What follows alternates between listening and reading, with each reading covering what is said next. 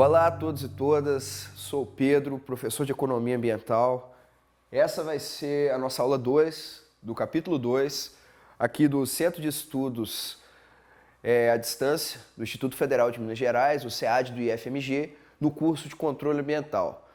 Então, para todos vocês que estão nos assistindo, dando continuidade à aula anterior, que nós falamos sobre os princípios da economia, sobre a economia ecológica, economia ambiental. Hoje nós vamos falar sobre métodos e técnicas de colocar um valor monetário no meio ambiente, que é uma área da economia ambiental.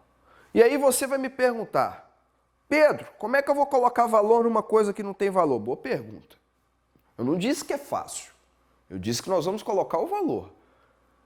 E isso é uma discussão que já tem mais de 50 anos, não é fechada. Então o que nós vamos falar na aula de hoje, é importante que vocês tenham em mente e entendam que diversos economistas ecológicos não concordam com essa tal metodologia.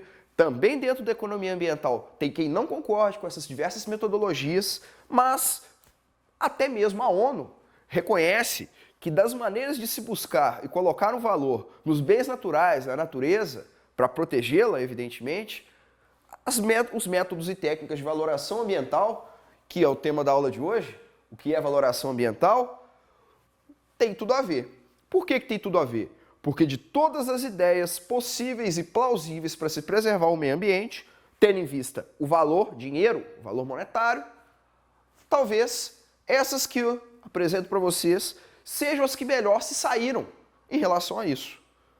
Destaco novamente, todos os métodos de valoração ambiental fazem parte da economia ambiental que nós falamos na aula passada. Então, se você não assistiu o vídeo anterior, é fundamental que veja para que entenda do que nós estamos falando e não fique boiando. Então, a primeira coisa quando a gente fala do que é valoração ambiental é a seguinte ideia. Nós queremos colocar valores monetários em um bem natural para que ele permaneça como está. Então, não é eu chegar, por exemplo, ali no Parque de Itacolomi e falar que ele vale X reais, eu vou pagar, a minha empresa vai pagar X reais para derrubar. Não é isso. Não me entendam mal. Não tem nada, isso não tem nada a ver. Não é o objetivo da valoração ambiental. O objetivo são valores para que esse bem natural permaneça como está. Ou seja, para que ele não seja destruído, para que possa todos nós, seres humanos, principalmente seres humanos, mas todos os seres vivos, usufruir de tudo que aquele local possa nos oferecer. Valores. Valores que a gente pode colocar de uma maneira monetária, por exemplo, ir nadar, que você poderia ter que pagar para ir no clube, ou coisas que você teoricamente não tem valor, como respirar um ar puro, ter um local para poder descansar. Então tudo isso faz parte do valor ambiental que vai te ser dado ali. Destaco alguns trabalhos acadêmicos, caso alguém se interesse em trabalhar ou se especializar mais nessa área da economia ambiental. Tem o trabalho de doutorado do professor Arnaldo, aqui do Instituto Federal de Minas Gerais, o Oliveira Júnior. Tem também do Tafuri, a dissertação de mestrado dele da UFMG, bem legal, que ele trabalha com o valor ambiental do Parque do Itacolomi, além de outros trabalhos acadêmicos. Odum é um autor de grande respeito nessa área e fica também de dica caso alguém queira pesquisar. Voltando ao nosso tema específico, o valor econômico total, esse VET, valor econômico total, será o valor de uso desse bem ambiental, somado ao valor de não uso. E nós temos uma figura na página 27, eu aconselho a todos que deem uma olhada, é uma figura bem legal. A referência dela é do doutorado do Oliveira Júnior, eu adaptei, com o consentimento dele, obviamente. E destaco uma coisa que é importante: valor de uso de um bem ambiental. O que é o valor de uso? Valor de uso é tudo aquilo que você tem condição de buscar naquele bem, que você vai usufruir.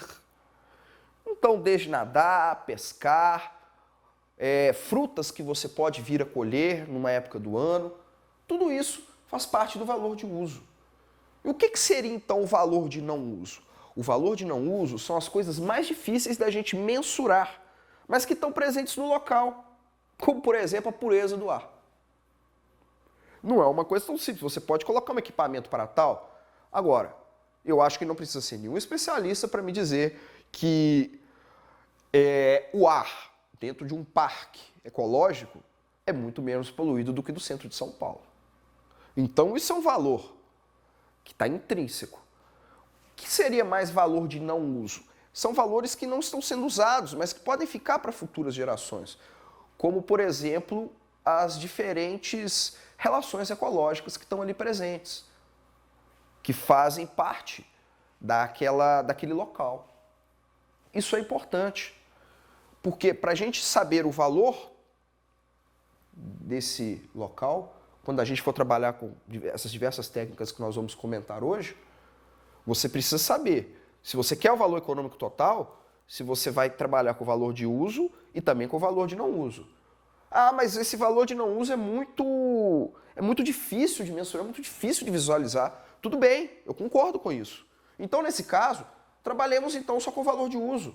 Porque a maior parte das técnicas de valoração ambiental que nós temos, elas estão relacionadas exatamente ao valor de uso. Porque o valor de não uso, ele é muito difícil de ser entendido muitas vezes. E academicamente também.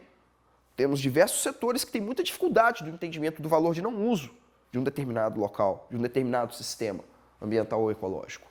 Então, tomando como base, principalmente esses valores de uso, é que nós vamos falar das técnicas de valoração ambiental. E essas técnicas de valoração ambiental, eu quero deixar muito claro que são técnicas que têm sido utilizadas, não são unanimidade dentro da ciência. Isso é fundamental que seja entendido. Outra coisa importante com essas técnicas, você não vai ter um especialista em valoração. Elas são multidisciplinares. Muitas delas dependem, inclusive, de diversos profissionais das mais diversas áreas que vão estar trabalhando juntos para chegar no objetivo comum. É muito comum, por exemplo, no caso do uso dessas técnicas, você ter um economista, um biólogo, um engenheiro ambiental trabalhando, ou um engenheiro agrícola junto com um biólogo, etc. Por quê? Nós vamos dar um geral para vocês, todos aí, futuros técnicos de controle ambiental, porque o objetivo é que vocês tenham um entendimento de como isso acontece. Agora, eu não estou aqui para formar nenhum especialista em valoração ambiental. Isso não é um curso de pós-graduação na área. Então, não vou me adequar nas maneiras, nas equações matemáticas que, porventura, muitas dessas funções possam vir a utilizar. Vamos trabalhar de maneira geral, que é o objetivo de vocês. Bom, então a primeira dessas técnicas que eu vou comentar é essa aqui, ó, perda de funções ambientais. Como que funciona essa técnica de valoração ambiental? Essa técnica de valoração, ela vai funcionar da seguinte forma. Em geral, todos trabalham com questionários, que vão entrevistar uma população do local, a população do entorno, ou o visitante, depende do objetivo. No caso aqui da perda de função ambiental, os questionários vão ser utilizados para ver, entre o pessoal do entorno ou do local, quanto a disposição monetária que eles têm. Então vai ser utilizado depois uma fórmula para olhar tudo direitinho, mas a grosso modo, quanto eles estão dispostos a pagar para ter uma função ambiental sem nenhum dano. Por exemplo, quanto eles estão dispostos a pagar para ter uma água pura, originária de uma nascente? Então, se você tem uma população que está disposta a pagar por isso, então está sendo feito a perda de uma função ambiental, porque essa água poderia ser usada para outros fins, uma hidrelétrica, por exemplo, para gerar energia. Então está perdendo uma função ambiental que ela poderia ter, mas está se recebendo um valor que essa população está pagando para que não haja dano nesse local original. Então a perda de função ambiental é uma técnica de valoração em que vamos ter um valor monetário para que você tenha a função ambiental um tipo de função ambiental, aliás, sem nenhum dano. No caso aí, quando pensamos da água, então nós estamos pensando quanto que aquela população vai desembolsar para ter uma água in natura, uma água original da nascente, porque outras funções poderiam ser utilizadas. Como eu já destaquei, questão de uso para energia, poderia ser usado para dessedentação de animais, como por exemplo cavalos, vacas, etc. e tal. Bom, o segundo tipo que nós vamos ter é a disposição a pagar, conhecida como DAP. Nessa metodologia de valoração, chamada disposição a pagar, nós vamos ter o valor que uma determinada população ou uma determinada parcela, por exemplo, está disposta a pagar para proteger um bem ambiental. Se nós temos, por exemplo, uma cachoeira bem bonita, e ela tem bastante visitantes durante o ano, quanto que esses visitantes estão dispostos a pagar para que seja protegido essa cachoeira da ação antrópica, ou seja, da ação do homem? Porque nós sabemos muito bem que podem acontecer situações como jogar lixo, vai o sujeito lá, vai fazer xixi na água. Então todas essas situações, entrada de animais, tudo isso está presente aqui. Então quanto que esses visitantes estão dispostos a pagar para que nada disso aconteça? Então, para que nada disso aconteça, a gente está partindo do pressuposto que vai ter gente ali para tomar conta do local, para oferecer serviços no local, que não permitam o uso indiscriminado, jogando lixo, fazendo churrasquinho, de maneira que haja ação no meio. Então, o DAP, a disposição a pagar, ela é uma das metodologias mais utilizadas. Ela, então, está relacionada a quanto, em valor monetário, uma determinada parcela está disposta a pagar para proteger aquele bem ambiental. Então, diversos parques naturais que, porventura, possam ter uma taxa de entrada, eles podem minimamente estar colocando uma disposição, fizeram esse trabalho, tem o valor que eles acharam à disposição a pagar da média dos visitantes, ou dos turistas, etc., e cobram aquela parcela para proteção daquele bem. Muitas RPPNs, reservas privadas de patrimônio natural, trabalham dessa forma. É uma das metodologias mais usadas, conforme eu disse, e indicada pela ONU.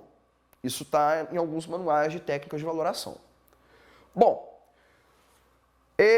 outra metodologia que eu vou colocar e comentar com vocês é a metodologia dos preços hedônicos.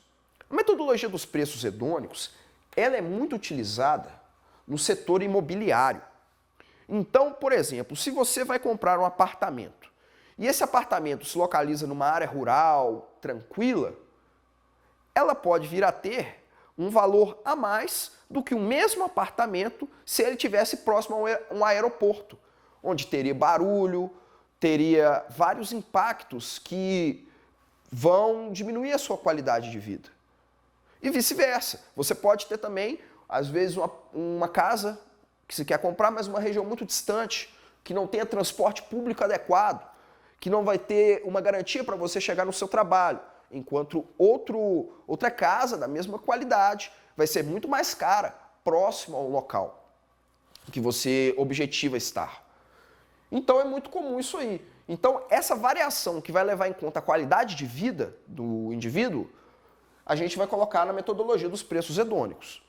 Então, toda vez que você tiver fatores que influenciem na condição de vida daquele cidadão, e isso possa ser transplantado para outros locais, como por exemplo, no nosso exemplo aqui do mercado imobiliário, a gente tem exemplos da metodologia dos preços hedônicos. Ela não é tão usada assim em parques naturais. Ela é mais usada dessa forma que eu estou comentando. Bom, o quarto tipo que eu vou comentar com vocês são os métodos do custo de viagem. Essa metodologia tem crescido muito, tenho visto muitos trabalhos de pessoas, inclusive graduadas na área de turismo, que têm utilizado isso para entender quanto um turista gasta em média. Por exemplo, numa cidade histórica, num carnaval, sei lá, na Bahia, no Rio de Janeiro, etc. Como que funciona? O método do custo de viagem, ele vai pegar todo o gasto que o turista vai ter. Então, desde a saída dele, vamos supor que ele saiu de carro, quanto ele gastou em gasolina, quanto ele vai gastar em comida no local, em estadia, quanto ele vai gastar para diversão, seja lá tomando cerveja, guaraná, etc., para ir nos shows, tudo que vai ficar na cidade, de forma indireta, evidentemente, e também quanto ele gasta para chegar lá. Então essa metodologia do custo de viagem ela é bem interessante para mensurar quanto um determinado turista gasta para ir em um local. E o que isso vai influenciar? Isso vai influenciar porque às vezes a pessoa pode ter a falsa impressão que ir em um determinado destino é mais caro do que outro. Quando, na verdade, se você soma todo o custo-benefício, isso não vai acontecer. Então isso tem se popularizado demais. Caso alguém se interesse, tem saído muito artigo acadêmico nessa área. Vale a pena dar uma lida. Essa metodologia do custo de viagem é uma das grandes áreas da economia ambiental, das técnicas de valoração, que tem crescido nos últimos anos. Então, por falta de profissionais diretamente ligados à área do meio ambiente que trabalhem com isso, o turismo, que não deixa de ser uma forma também de preservação do meio ambiente, como por exemplo o ecoturismo, tem nadado de braçada nessa área. Fica a dica aí para vocês. Bom, outras metodologias que nós vamos ter é a prevenção de perda do valor ambiental. Como que funciona isso aqui? Isso aqui vai ser o valor monetário gasto para restaurar aquele bem ambiental quando ele era antes. Então, se você tem, suponhamos, uma empresa privada, ela abriu uma mina, tirou o minério, acabou o minério. A nossa legislação ambiental não permite que ela deixe aquilo como está. Ela vai ter que restaurar, vai ter usar técnicas de restauração ambiental. E nessa restauração ambiental vai ter então quanto que vai ser gasto para a restauração daquilo ali. Então, para prevenir aquela perda, eu estou falando da parte, digamos, da capa do terreno. A restauração geológica é impossível uma vez que o minério saiu dali. Então, o ideal, nesse caso, é a consulta à população. Por quê? Porque quando você tem uma audiência pública, tem a participação da comunidade, isso vai influenciar em quanto eles vão estar dispostos a receber em termos de serviços para aquela comunidade depois, para tentar restaurar aquele bem. Um exemplo claro disso poderia ser a limpeza do rio Tietê. Quanto que seria gasto pela Prefeitura de São Paulo, e no caso do governo de São Paulo também, para restaurar aquele bem ambiental todo degradado, que é o principal rio da capital paulista? Bom, outro tipo que nós vamos ter é o método de valor de contingência, ou o método de valor contingente, o MVC, que é quanto se gasta para ter acesso ao serviço ambiental. Aí, nesse caso, quando a gente está falando ao serviço ambiental, é importante a gente diferenciar aqui, ó, do DAP. Porque na disposição a pagar é quanto você vai gastar para proteger o bem. No nosso caso aqui do método de valor de contingência, do MVC, é quanto você vai pagar para ter acesso ao serviço ambiental. Que serviço ambiental? Se aqui a gente estava falando, por exemplo, de ir a uma cachoeira, aqui é o serviço ambiental, a gente já está falando ao que aquela cachoeira oferece. Então eles são muito parecidos. Inclusive, o método de valor de contingência não deixa de ser uma forma de aglomerar também a disposição a pagar, o DAP. Mas como o DAP é muito utilizado, o mais utilizado de todos, eu fiz questão de separá-lo do método de valor de contingência. Espero que fique claro. Caso haja dúvidas, não se esqueça de dar uma consultada na apostila entre a página 25 e a 31. Tem tudo lá muito explicado para facilitar o entendimento de cada um de vocês. Bom, a última das técnicas aqui que nós vamos comentar é a disposição a aceitar o dano ambiental. Nesse caso, é quanto a população do local, de uma cidade, está disposta a receber.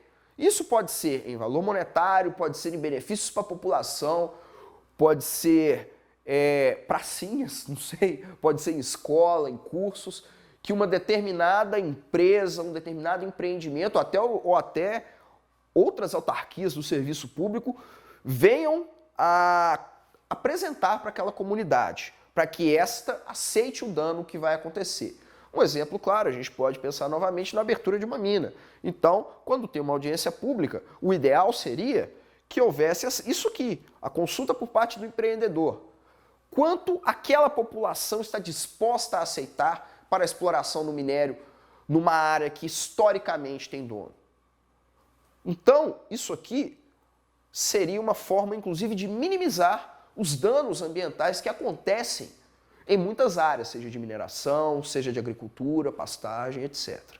Bom, então, para encerrar aqui, para não ficar uma aula muito cansativa para vocês, cada um que me assiste, no nosso capítulo 2, o que é valoração ambiental? Qual que foi o nosso grande objetivo aqui nessa aula? Entender e tentar buscar valores monetários de um bem natural para que ele permaneça como está. Não é para derrubar, por favor. E, em seguida, vimos as diversas técnicas de valoração ambiental, aonde eu fiz questão de destacar duas. A disposição a pagar, o DAP, que é a mais utilizada, e o método de custo de viagem, que está super na moda e fica a dica aí para quem queira se interessar ou seguir nessa área do ecoturismo. Um abraço para cada um, até a próxima aula, que a gente vai falar do capítulo 3. Bye, bye!